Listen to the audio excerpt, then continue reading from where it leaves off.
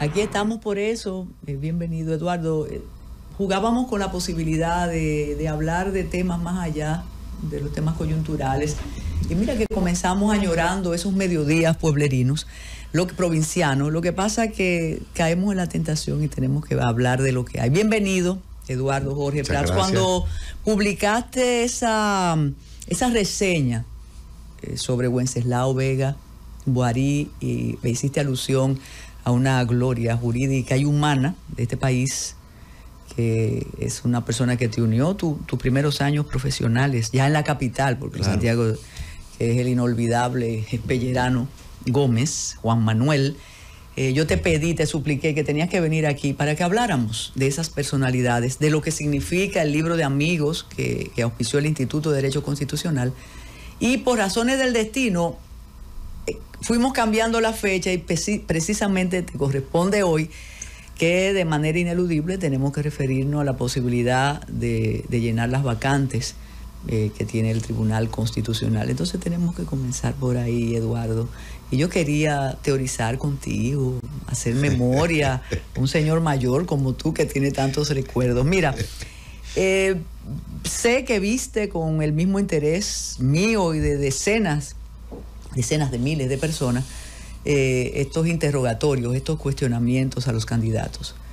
Con lo diplomático que eres, aseguro que vas a decir que hay mucho talento, También vimos personas que no sé por qué fueron, tú sabes. Entonces, como que había un desequilibrio entre participaciones muy brillantes, que tú dices, ese va, uno hace su pool, y los otros. ¿Cuál fue tu percepción, cuál es tu valoración de ese proceso de examen a los candidatos? Bueno, lo primero, Carmen, ante todo agradecerte esta invitación. Para mí siempre es un placer conversar contigo y rememorar, como estamos en esta época, rememorar nuestra época tempranera, tu programa en la mañana. Que sigue ahí. Y sigue ahí, pero la verdad es que es mejor a las 2 que a las 7. No madrugan estos muchachos, don Bienvenido, prefieren la tarde. No, decía un gran amigo, ido a destiempo, que es Adriano Miguel Tejada, citando a Johnny Ventura, que lo que acaba no es el trago, sino el trasnoche. Y realmente levantarse temprano. La gente que tiene programas temprano. Llegó Carolina Ramírez. Buenas. Se le afecta mucho. Bueno, cuando usted era un bisoño, usted llegaba de Santiago al matutino alternativo. Así es. Porque parte de la historia. Era la época, los santiagueros pasamos por una época que nos pelamos, el sastre, todo es Santiago. Pero bien, creo que algo de carácter estructural que hemos visto en este proceso, que no es propio de esta última selección, sino del sistema que tenemos, es que no hay legalmente un compromiso de los actores políticos con propuestas de nominaciones. Yo siempre he insistido que por la relevancia de las altas cortes y en específico el Tribunal Constitucional, se trata de una designación política, que no debemos entenderla como partidista o politiquera. Y entonces las personas se postulan, se autopostulan, son llevados ahí, y por eso hay una gran cantidad de aspirantes a llenar la matrícula, en este caso del Tribunal Constitucional.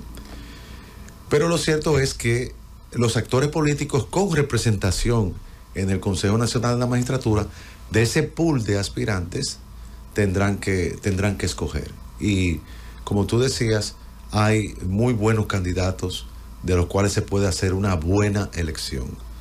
Lógicamente, el perfil del juez, y esto lo decía en un artículo hace un tiempo Félix Tena, que también se le preguntó al respecto en el tribunal y resumió, el perfil del juez implica no solamente las credenciales morales y profesionales, porque se supone que tienen que ir personas preparadas y moralmente solventes, sino sobre todo el perfil ideológico, no ideológico político, sino ideológico jurídico, en el sentido de cuál es su visión de la Constitución, de los derechos, del control de constitucionalidad, del juez como garante en los procesos de tutela de los derechos fundamentales de las personas. Y en sentido general, muchas de las preguntas fueron dirigidas hacia conocer no tanto qué sabía el juez, sino qué pensaba de algunos problemas fundamentales. Yo creo que en ese sentido este proceso no escapa a esa característica que ha marcado las últimas deliberaciones para renovación de la matrícula del TC. Escuché a una persona respetable decir que le parecía inconsecuente. Oye, qué interesante. Le parecía inconsecuente las preguntas que hacían decir al postulante cómo fallaría en un eventual caso que se le presentaría. Los temas que más estuvieron en el tapete: aborto, relaciones entre parejas del mismo sexo, asuntos religiosos. Entonces dice esta persona, pero ya yo sé cómo va a fallar en determinado momento. Cuando planteé el tema, otra persona me dijo, no, pero es lo ideológico. En Estados Unidos se sabe cuál es el juez conservador, cuál es el juez liberal, sobre todo que a ese tribunal le esperan grandes desafíos. ¿Qué piensas al respecto? ¿Esas preguntas estaban bien?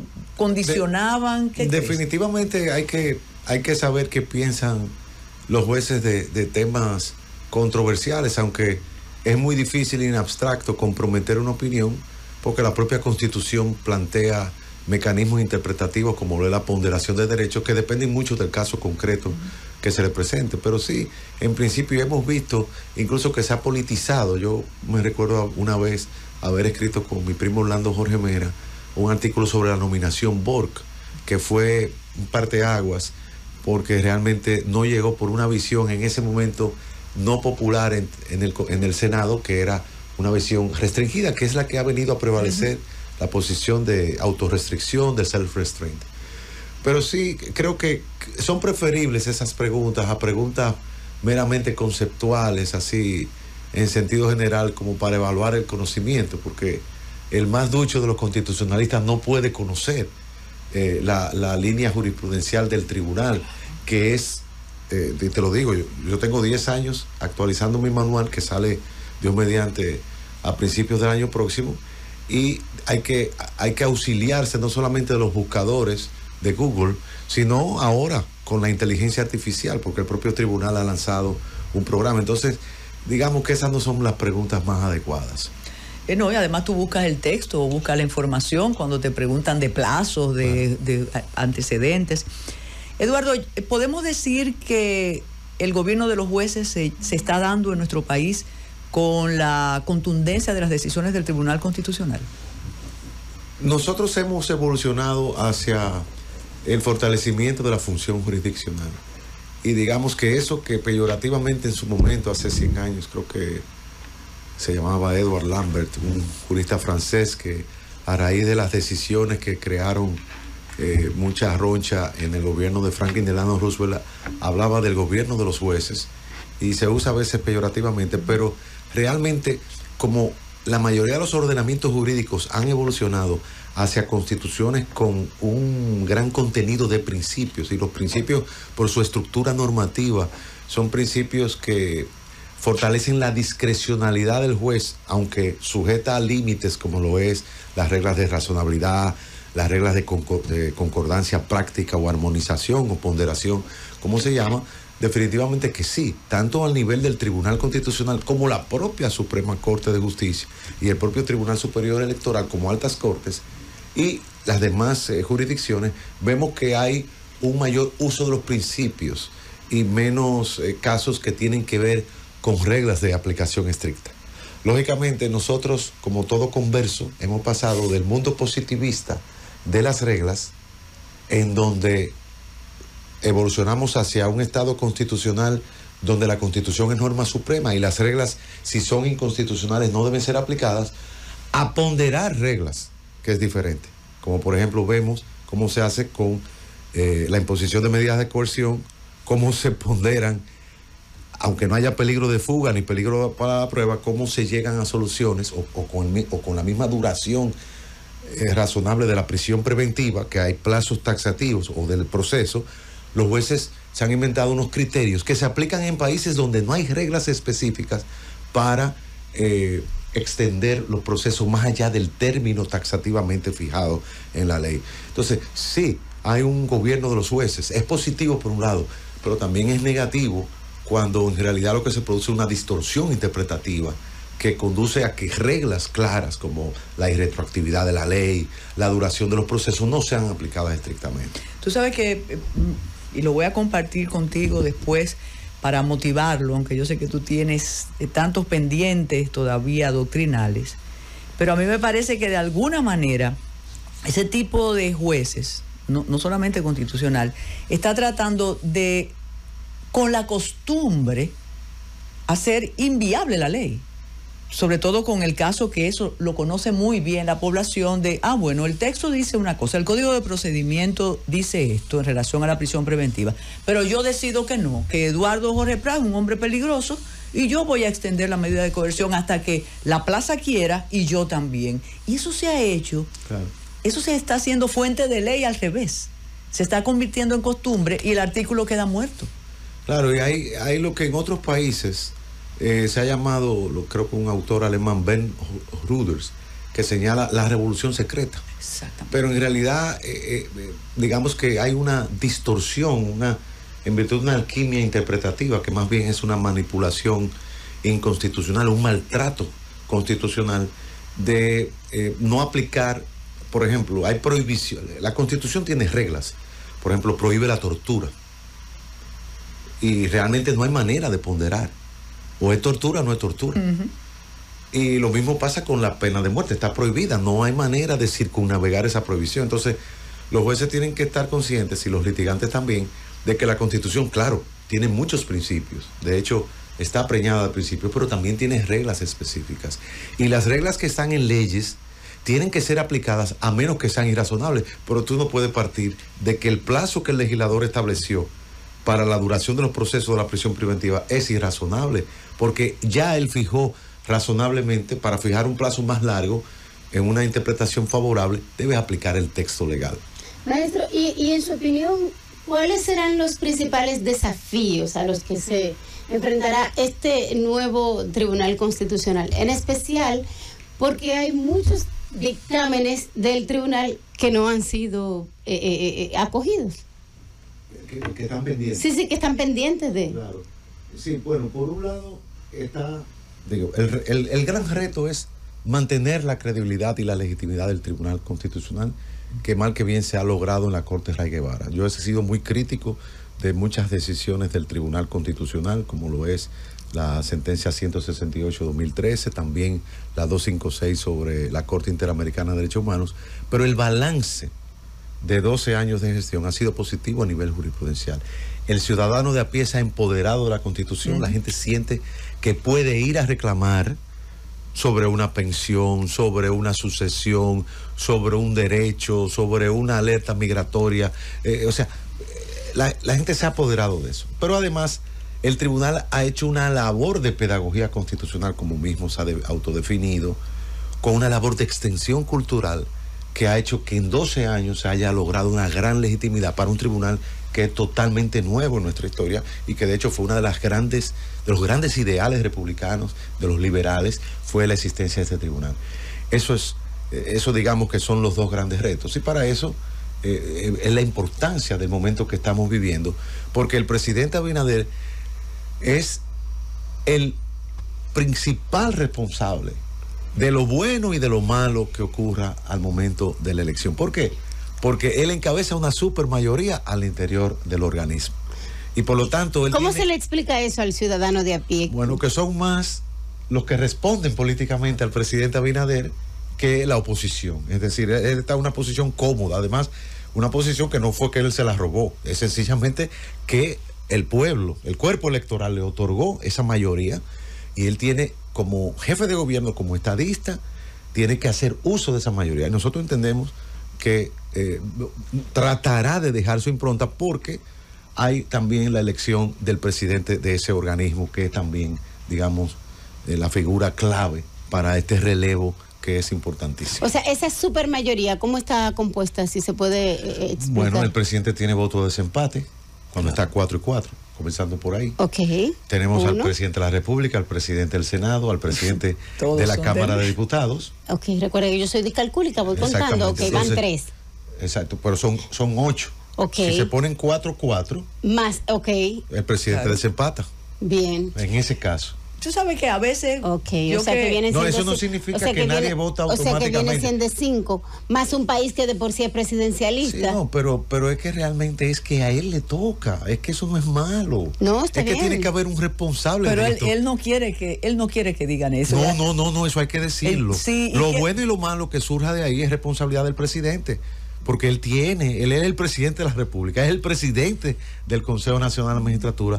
A él no se le puede ir un foul, no un out, a él no se le puede ir una bola. Eso es una gran responsabilidad. Pero para eso que elegimos los presidentes. Y qué bueno que lo diga Eduardo Jorge Prats antes. Sí. Pero hay un detalle, y yo lo decía aquí con otro jurista eminente que nos acompañó, que además, como una democracia podemos hablar. Claro.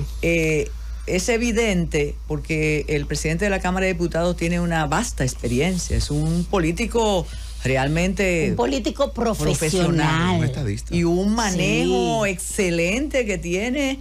Es difícil que lo saquen de quicio y él no esconde, él es un político. Eso es un hombre de Estado. Bueno, eso dice Eduardo. Entonces, en el caso, y creo que es la primera vez que se da eso, y como hay una narrativa que nos hace, que impide nostalgia, el pasado no existió. Por ejemplo, el presidente del Senado es una persona que no tiene nada que ver con lo jurídico, de modo que lo que le digan al presidente y va a pasar por ósmosis a él. No es el caso de Reinaldo Pared Pérez, que era un individuo que absolutamente conocía el derecho y el ejercicio y sabía quién era fulano en la justicia y demás. Cuando usted dice eso, y usted lo ha dicho que es necesario que se diga, todavía a esta altura hablan de los jueces de Fernández, que habría que buscar algo para saber si esos jueces de Fernández Reina lo favorecieron a él en algún caso. Pero que el presidente Fernández designó a un presidente y a un primer vicepresidente del tribunal que eran de la oposición. Gracias, pues usted tiene inteligencia artificial. ¿Cómo es lo que usted dice? Entonces, se sigue repitiendo y todos los que hablan y que son los que más escuchan dicen, no, las cortes de Fernández, pero precisamente al presidente Fernández le correspondió un hito. Sí. Escoge al vicepresidente del Partido Revolucionario Dominicano para presidir el tribunal más importante entonces. Claro, y ahora el presidente Abinader no está en esa circunstancia. Porque incluso, por ejemplo, ahora que se ha tratado un líder de la oposición, un candidato presidencial, en este caso el candidato del Partido de la Liberación Dominicana, ha tratado de invalidar a un excelente juez, excelente jurista y excelente candidato a ser miembro del Tribunal Constitucional. Lo ha querido invalidar como simpatizante del Partido Revolucionario Moderno, que no lo es, podrá tener colindancia, podrá tener simpatía, pero eso no obsta a que si él fuese elegido como juez, se le pudiese criticar por ese vínculo. Yo creo que el presidente Fernández, en su momento, Reinaldo Pared, por ejemplo, era un legislador, pero el tribunal pudo haber sido presidido por César Pina Toribio, y eso no hubiera podido ser criticado.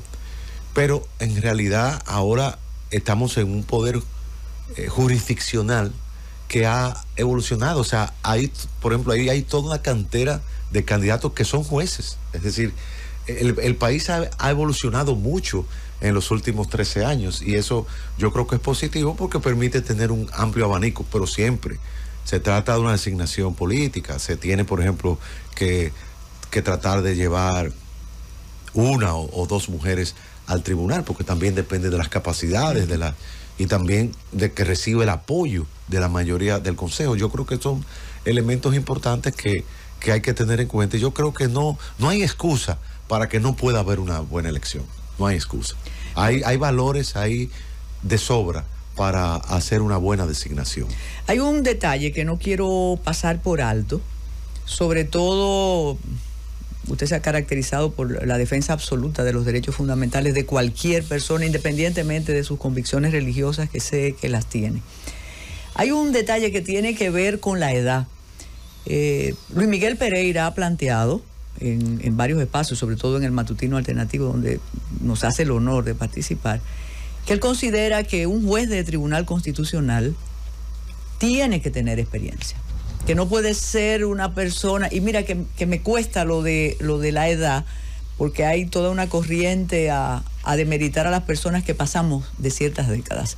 Pero él dice, no, es que para tú decidir esos casos que se presentan al Tribunal Constitucional, tú tienes que estar curtido ya en las lides de la vida y de la profesión. ¿Qué piensas al respecto? Porque hubo muchos jóvenes excelentes ahí que postularon. Yo pienso que una de las buenas cosas del abogado es que, al igual que el vino, mientras más viejo, más sabe. Sí. No por diablo, sino por viejo. Es decir, o por vino. Ha visto muchas cosas. Pero uno no puede... los tiempos son diferentes. En Estados Unidos se rompió eso con la designación de John Roberts, que llegó con apenas 50 años de edad. Que ya en 2023 realmente hay jóvenes. Yo estoy hablando de 30 años. Jóvenes de... 50. Claro. Entonces yo creo que ahí lo importante es la trayectoria que tiene una persona, más allá de la edad, pero sí, definitivamente una persona con 30 años tiene toda una vida que desplegar. Es decir, yo pienso que al Tribunal Constitucional se puede, incluso creo que se puede designar una persona que, aunque cumpla la edad de retiro, al momento de su designación no tenga los 75 años, porque eso permite tener esa combinación de madurez con juventud. Y otro detalle, uno de los aspirantes provocó el conflicto con la vicepresidenta de la República. Ustedes los santiagueros están muy de moda ahora, ¿eh? No solo por lo que nos está pasando con el equipo, pero oiga esto. Sí, y él decía que había muchos candidatos jueces y que tener en el Tribunal Constitucional jueces que son conculcadores de libertades por sus sentencias era muy peligroso. ¿Qué piensa Eduardo Jorge Prats? Yo pienso que hay que tener una combinación de ambos. Lógicamente, el Tribunal Constitucional no puede ser el lugar de retiro de los jueces, pero definitivamente hay que tener profesionales de la práctica profesional. No hay una cuota ni para jueces ni para profesionales. Hay una gran presencia ahora mismo de jueces, pero hay jueces, por ejemplo, el caso de Napoleón Esteves, que es un juez que tiene, no sé si 4 o 5 años, pero que ha tenido una gran práctica como litigante y también una gran obra doctrinaria. Entonces, yo pienso que ahí realmente... Una nomenclatura interesante. Sí, hay que tener de todo, incluso diferentes formaciones. Se necesitan penalistas. Una de las grandes y agradables sorpresas fue la postulación, por ejemplo, de Félix Damián Olivares Grullón, que es un jurista acabado, y hay muchísimos. Mencionar nombres, uno se queda mal con mucha gente, porque realmente yo he visto exposiciones y la he visto diferido, porque es difícil en hora de trabajo haber seguido estas jornadas, pero yo creo que sí yo creo que el presidente Abinader dejaría escapar una gran oportunidad. Además, si hace una mala designación encabezando esa mayoría, eso va a tener un costo político. Eso va a tener un costo político, porque esta designación coincide con el calendario electoral. Si tenemos elecciones ahora en febrero y ya en mayo, estamos a menos de 6 meses de unas elecciones presidenciales y congresuales. ¿Por qué habló esa persona, y aquí lo mencionamos, de la posibilidad de jueces al Tribunal Constitucional, y no se observa lo mismo con personas que han pertenecido al Ministerio Público? Es decir, que debiera haber fiscales. Ajá. Bueno. O hacerle la misma crítica. Mira, los persecutores no pueden estar. No, yo no creo creo que los jueces pueden y deben formar parte del Tribunal Constitucional. Y puede también que una persona con una larga trayectoria en el Ministerio Público también ocupe esa posición, aunque lógicamente no es una función, la del Ministerio Público no es una función jurisdiccional, pero bueno, es un profesional del derecho como lo son los litigantes. Como usted dijo que podía ser el sitio de retiro de jueces, también se piensa que puede ser de algunos procuradores, ¿no? Bueno, no debe ser el lugar de retiro de nadie, y mucho menos cuando hay tantos candidatos que tienen las credenciales y que tienen el perfil para llenar. Yo por eso enfatizo esa responsabilidad que tiene el presidente Abinader, con un detalle. Él ha designado 4 jueces bajo su presidencia del Consejo Nacional de la Magistratura. Estaría designando 5 jueces más, ahora serían 9, y de lograr la reelección, como indican todas las encuestas, designaría entonces en 2027, en diciembre de 2027, habrá designado 4 más, por lo tanto, dejará un tribunal con 13 jueces que han sido elegidos bajo la presidencia de su consejo, cosa que cambiaría únicamente en 2030 con la otra renovación, si es un presidente que, a menos que él reforme la Constitución, será otro presidente, si no es de la misma formación partidaria, para que continúe el recambio, porque esa es la belleza y la bondad del sistema, es permitir que las mayorías políticas electorales vayan conformando. Que el presidente Abinader tenga esa gran oportunidad es sencillamente una decisión popular.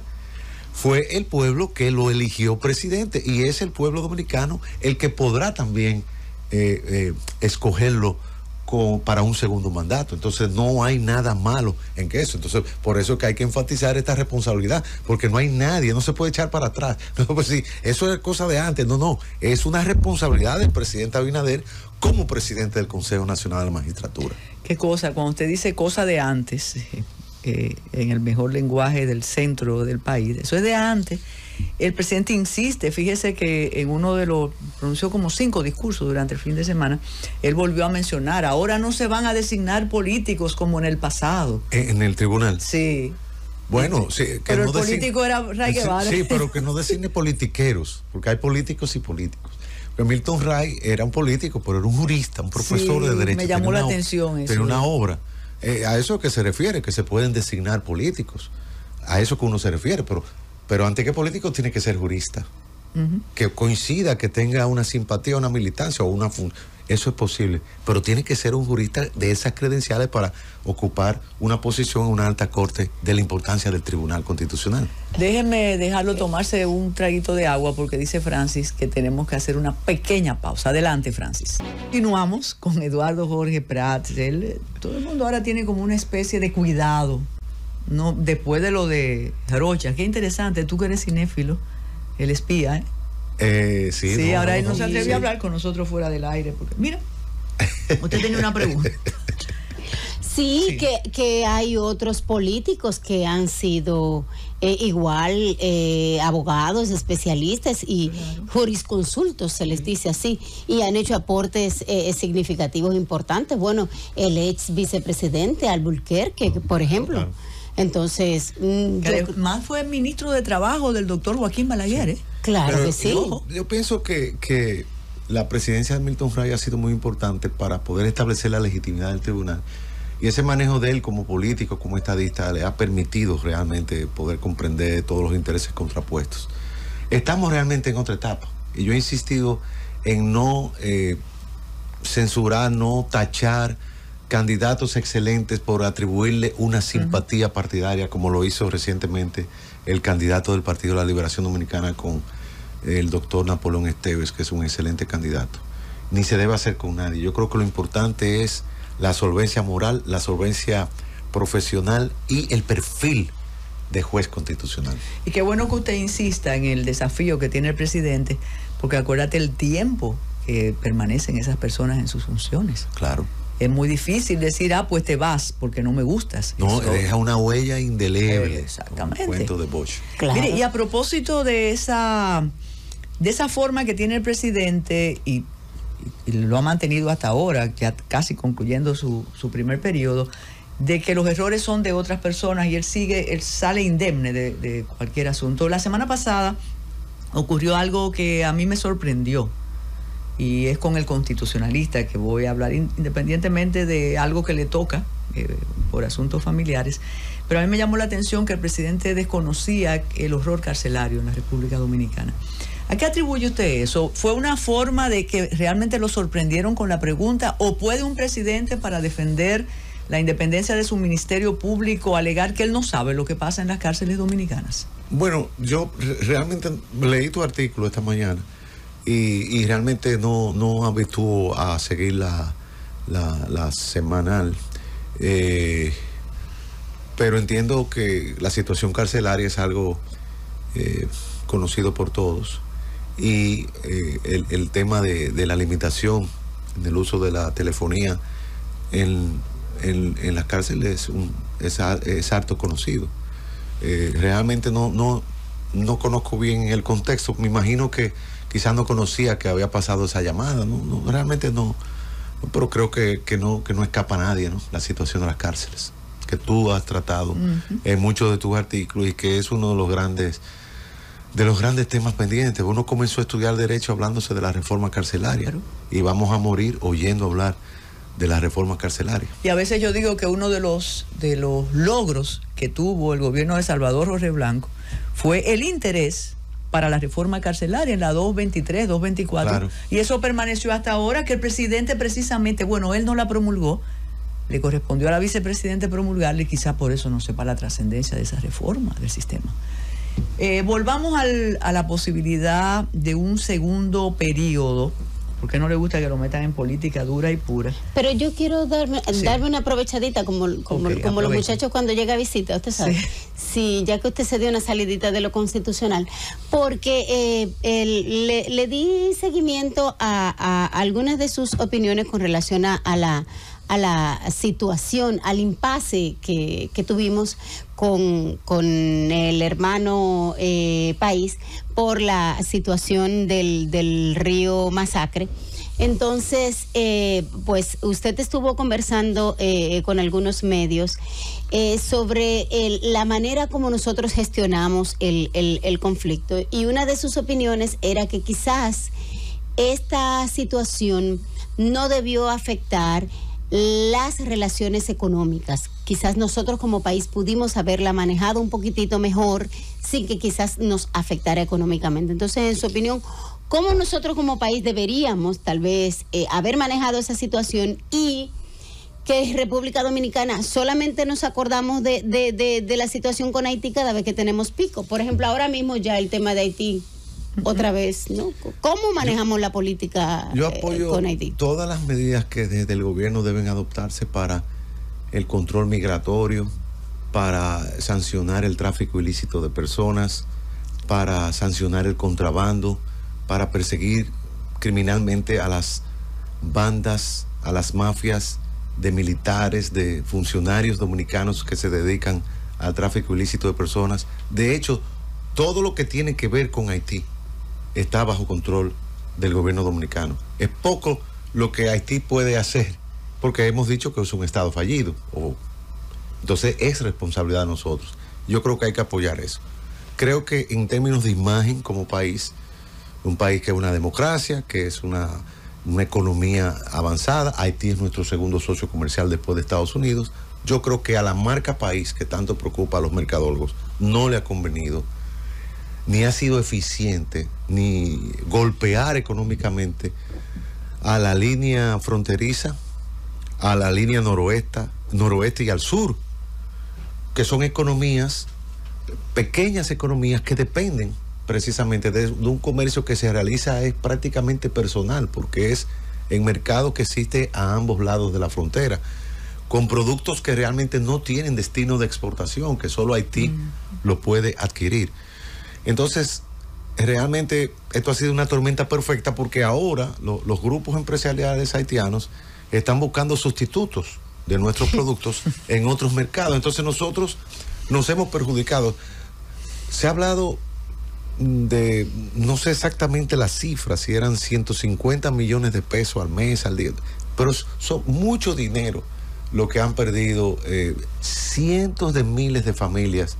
Hasta el Cibao ha sido golpeado, porque la producción agropecuaria es en el Cibao. Entonces, a eso que yo me refiero. Y entonces, no estoy a favor de manejar estos temas tan sensibles de política exterior con fines politiqueros, con fines electorales, como por ejemplo está manejando el gobierno de Venezuela con ese equipo. Pero es que eso es una fórmula que da resultados. Eso es una fórmula, bueno, sí. pero realmente a uno le preocupa, porque hasta Trujillo era un hombre sumamente fino a la hora de manejar las relaciones con Haití.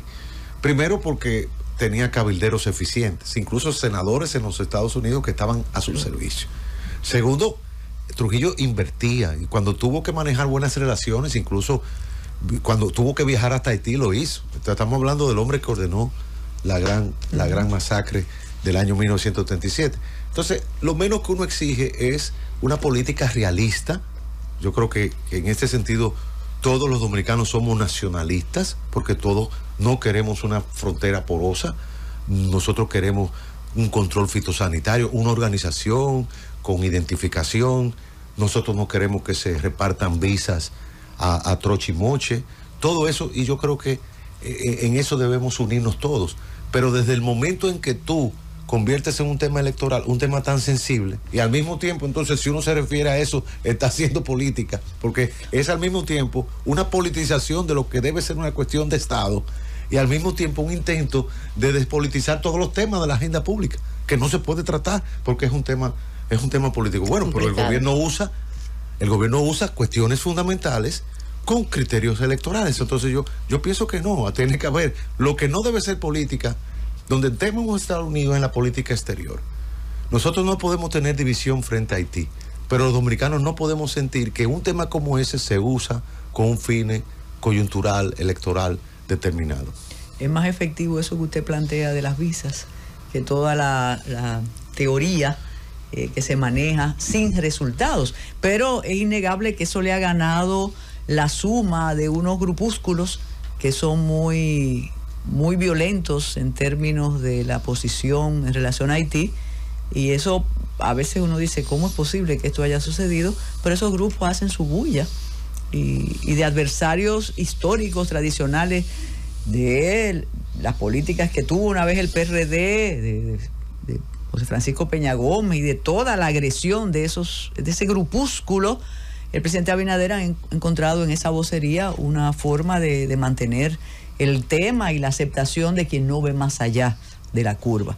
Mire algo, el motivo aquel de hablar de Wenceslao Vega y de Juan Manuel Pellerano Gómez, tenemos unos minuticos. La importancia de esos juristas que ustedes reconocieron, y usted escribió un artículo bellísimo haciendo alusión a la trayectoria de ellos mismos. ¿Tiene relevo esas personalidades? Yo pienso que la semilla que han sembrado, en el caso, por ejemplo, de Juan Manuel Pellerano, que fue un abogado de la generación del 50, de la graduación del 50, de 1950 o 51, que hizo la transición con 65 años al nuevo constitucionalismo y fue el precursor del derecho procesal constitucional. Y de donde viene la costumbre del Instituto Dominicano de Derecho Constitucional de hacer el Liber Amicorum, es de esa tradición que inauguró Pellerano Gómez, dedicándole a la revista Estudios Jurídicos a algunos juristas que en el caso de él ya habían fallecido. Es cierto. El único vivo, honró a Manuel Amiama, a otros, fue Ambrosio Álvarez Aybar, que me recuerdo que llegó en ese momento en silla de ruedas porque ya estaba papá de Roberto Álvarez. Y eso realmente como que marcó a la generación de nosotros que estábamos comenzando en las lides jurídicas, y por eso nosotros quisimos y hacemos esos homenajes cada cierto tiempo.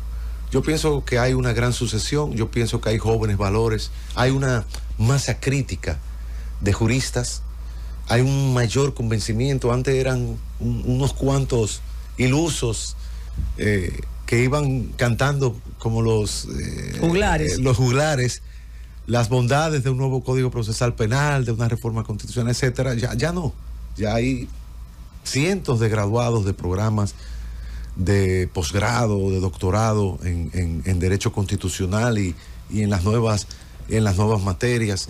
Y yo pienso, yo creo que por primera vez nosotros tenemos ya el personal, los recursos humanos, capital humano le dicen ahora, para las reformas que vienen. Yo creo que hay que iniciar una tercera ola de reformas. Hay que seguir consolidando nuestro Estado de Derecho. Hay que seguir dignificando la función jurisdiccional. Hay que seguir apostando no de la boca para afuera, sino con recursos a la labor y a la institucionalización del Ministerio Público. Y hay que seguir trabajando también para hacer realidad los derechos sociales que están en nuestra Constitución. Y para eso necesitamos esos juristas que puedan realmente hacer respirar, transpirar y caminar y enraizar a la propia Constitución para que sea esa Constitución viviente que queremos. Y qué bueno esos reconocimientos, porque recordemos que antes no estaban las redes ni estaba el internet para forjar la inmortalidad. Porque yo recuerdo, y tú debes avalarlo, lo primero que yo leí sobre debido proceso Fue a Juan Manuel Pellerano Gómez, yo no lo había leído en otro. Y esas materias realmente eran las materias que uno tenía en la universidad para... Pero lo grande de Pellerano fue haber hecho esa transición. Exacto. Eso es algo increíble. Eso merece un ensayo. Sí, sí. Porque Pellerano transformó su pensamiento sobre la Constitución, que era una visión muy politológica imperante en esa época, y su visión también del proceso penal, a partir de lo que tú señalas del debido proceso. Es cierto. Y eso yo creo que debemos nosotros hacerlo ahora sobre una base diaria, porque hay que irse renovando y el derecho cambia ahora mucho más rápido. Recuerda, Carmen, que nosotros heredamos la legislación trujillista y la legislación balaguerista, y eso no se cambió sino hasta hace muy poco. De hecho, de los códigos napoleónicos, tú me corriges, el único que ha sido reformado integralmente, que es un nuevo código, es el procesal penal. Sí. Y el laboral, que es un código de Trujillo que se modificó creo que en el 90.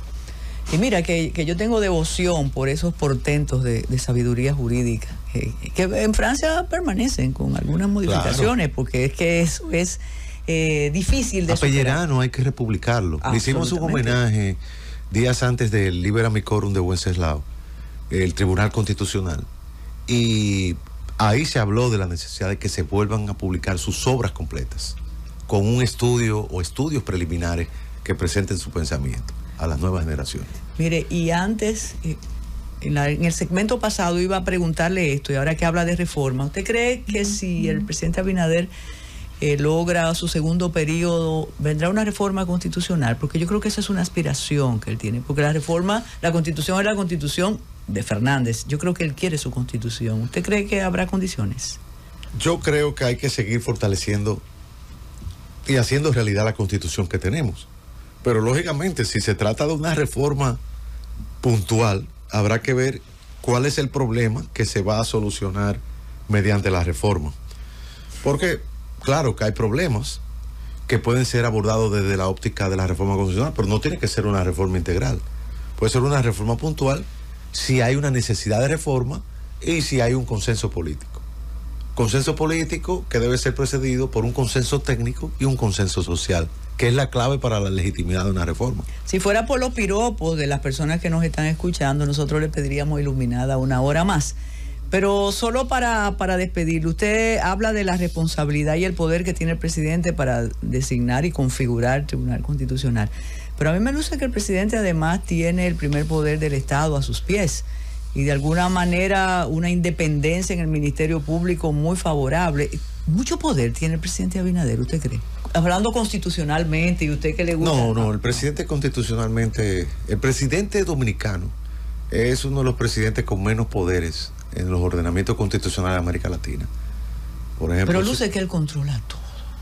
Bueno, hasta el merengue. Lo que pasa es que hay una cultura política presidencialista que se debe a 30 años de Trujillo, 20 de Balaguer, medio siglo, que definitivamente ha permeado nuestra psiquis. Yo te recomiendo, Carmen, para que tú comprendas eso que el amigo Federico Jovines, con esa gracia de buen escritor, de poeta que tiene, lo llaman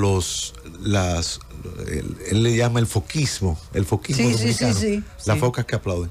Para que tú entiendas lo que es la adulonería, se dice. Es que esto es... Ok.